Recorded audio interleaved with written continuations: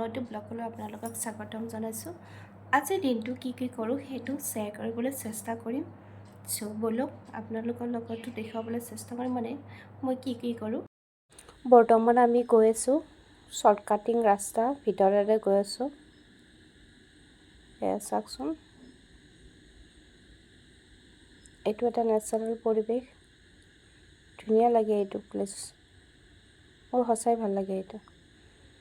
এয়া ঈদৰ এইবিলাক যোৱাই নাই, ঈদত এনেকুৱাকৈ সজাইছিলে। এইটো কোম্পানীৰ ৰাস্তা হয়, কোম্পানীৰ ভিতৰেৰে গ'লে আৰু শ্বৰ্টকাটিং হয়। এনেকৈ গৈ আছিলোঁ আমি, আৰু বেছি টাইম নাই পামেই গৈ।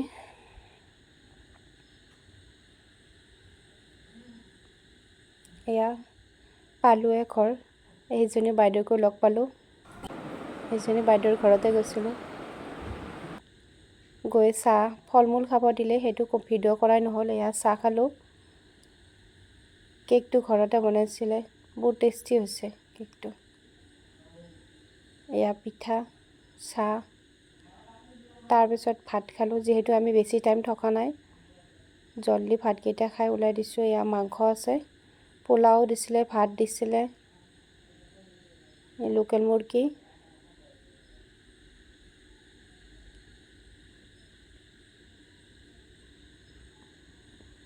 চিকেন, চালাড, পাপৰ, দালি, কিছুমান